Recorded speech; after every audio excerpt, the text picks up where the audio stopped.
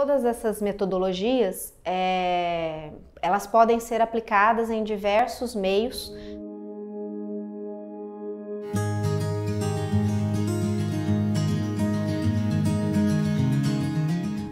As metodologias ativas de ensino, elas surgiram há algum tempo, né, focando essa nova geração de alunos, essa mudança de pensamento dos alunos e do mercado de trabalho, em que no momento escolhe, né, profissional que consegue mais ser o protagonista da sua aprendizagem, do seu desenvolvimento como profissional. Aquele profissional, aquele aluno que sabe lidar, né, trabalhar em equipe, colaborar, né, o trabalho colaborativo, ter ideias criativas e tudo mais. Algumas dessas metodologias, elas são bastante características um pouco da área de exatas, outras são bem ecléticas, vale para qualquer tipo de ensino, para qualquer tipo de área, e algumas são um pouco mais definidas para a área de engenharia, de exatas. No caso, hoje eu vou falar sobre a sala invertida, né, sala de aula invertida, o Cultura Maker e um pouquinho também sobre gamificação. Todas essas metodologias que eu falei, elas são bem aplicadas na área de exatas. Bom, a sala de aula invertida, ela surge como uma nova proposta de metodologia de ensino. Onde o professor ele vai inverter, como o próprio nome diz, inverter ali a sala de aula. Como que ele vai trabalhar isso daí com os seus alunos nas aulas? Ele vai, de repente, gravar as aulas dele, fazer vídeos, né, sobre as aulas, na parte expositiva, onde ele quer passar o conteúdo, o conceito ao aluno. Então ele pode gravar aulas, onde ele vai disponibilizar esse conteúdo num espaço de aprendizagem em que o aluno possa acessar, deixando isso então flexível. O aluno pode a qualquer momento, a qualquer instante acessar esses vídeos, assistir às aulas expositivas do professor. Durante o momento em que ele está assistindo, o aluno também tem a flexibilidade de parar o vídeo, voltar se ele não entendeu alguma coisa.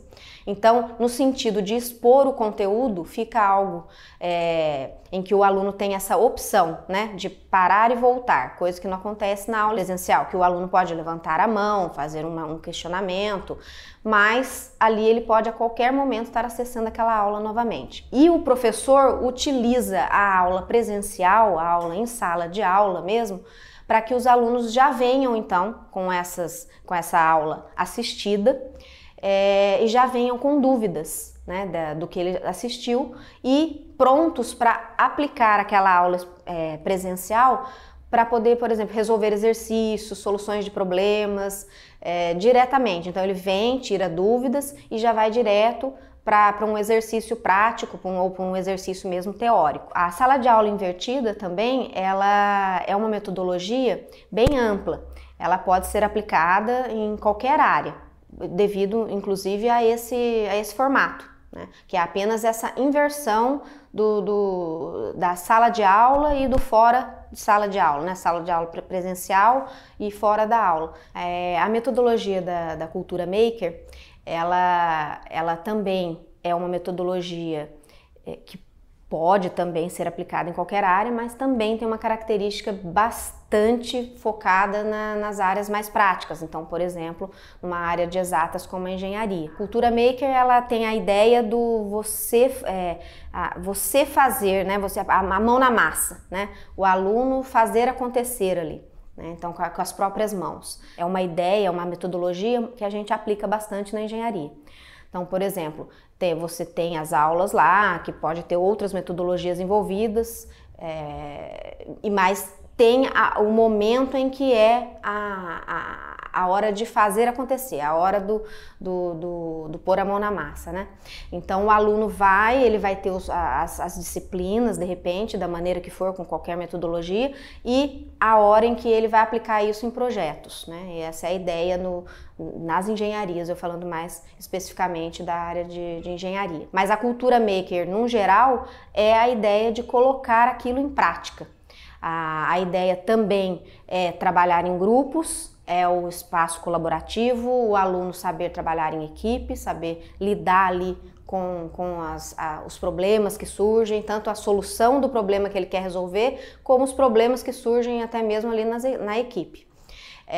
A criatividade, como sempre, tá sempre em alta aí, porque vai ser dado um problema para ele resolver, prático ali no caso, e ele vai ter que tanto solucionar aquilo teoricamente, no que ele aprendeu de conceito, como na prática. De repente construir um protótipo, né? Idealizar um novo produto. E então é toda a parte de construção ali do aluno. Ele vai organizar esse processo dele, né, junto com a equipe, mas realmente a ideia é colocar a mão na massa, construir mesmo, pegar materiais, ferramentas, todo ferramental, equipamentos, medir, trazer ali para o ensino do aluno o que ele realmente vai precisar na área profissional dele, no sentido de prática. Então o espaço, essa cultura maker não ficar só na sala de aula, não ficar só sentado, assistindo uma aula expositiva, lendo só uma teoria, resolvendo só um exercício, né? Realmente pegar, então talvez até um exercício que ele leu, uma situação, um problema que tem um cálculo ali para fazer, sim, mas colocar aquilo ali numa prática e desenvolver ali o desenho, usar de repente um programa de computação, né, de computador ali para desenvolver o protótipo, fazer todo o desenho, a simulação daquele desenho, daquele protótipo, e dali para frente fazer testes e aí começar toda a construção física mesmo de um determinado produto. A metodologia da gamificação, ela é bastante interessante. O professor ele pode usar de duas maneiras, né? Uma maneira é realmente criar jogos onde os alunos vão ter ali aquele incentivo da competição sadia, lógico, né? Mas aquela competição de um jogo mesmo, né? De quem vai ganhar, de quem vai vencer.